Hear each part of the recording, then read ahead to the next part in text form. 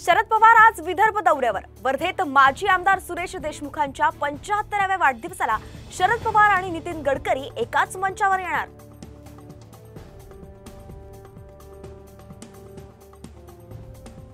दगडफेक करणाऱ्यांची पाठ सोलून काढा।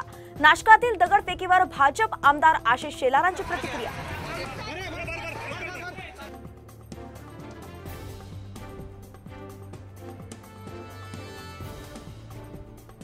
लाडकी बहीण कार्यक्रमाला या नाहीतर फॉर्म रद्द करू।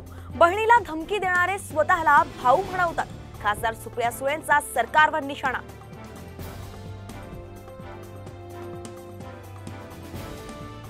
कायमस्वरूपी मराठा आरक्षण कधी मिळणार? आंदोलकांवरील गुन्हे मागे कधी घेणार? मावळमध्ये मराठा आंदोलकांचा अजित पवारांना सवाल।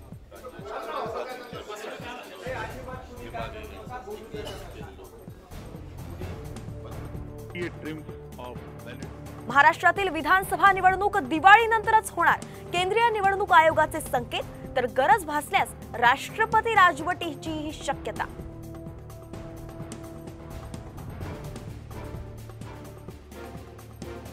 काँग्रेस नेते राहुल गांधी भारतीय नाहीत। भाजपच्या सुब्रमण्यम स्वामींचा पुन्हा दावा। सुप्रीम कोर्टात जनहित याचिका दाखल।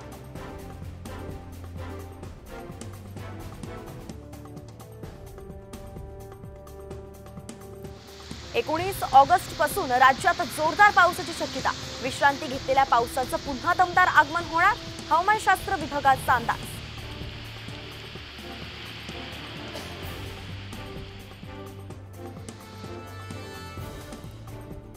अहमदनगरच्या जामखेडमध्ये मुसळधार पाऊस। वाड्या वस्त्यांचा संपर्क तुटला। लेंडी नदीवरून पूलही पाण्याखाली। जेसीबीच्या सहाय्याने लोकांना बाहेर काढलं।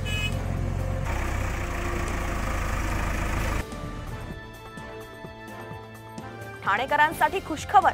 ठाणे रिंग मेट्रोला केंद्राची मंजुरी। 12,000 कोटींचा प्रकल्प, तर 2029 पर्यंत प्रकल्प पूर्ण होणार असल्याची माहिती।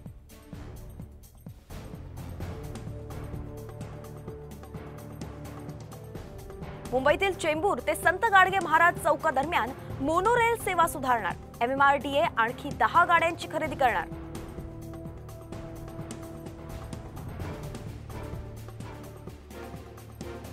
पुण्यात दहीहंडीपासून लेझर बंदी लागू होणार।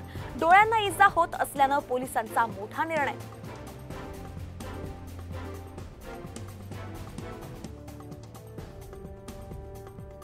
MPSCच्या पूर्व परीक्षेची तारीख बदलण्यास आयोगाचा नकार। समाज कल्याण अधिकारी पदासाठी उद्या, तर नागरी सेवा संयुक्त परीक्षा 25 ऑगस्टलाच होणार।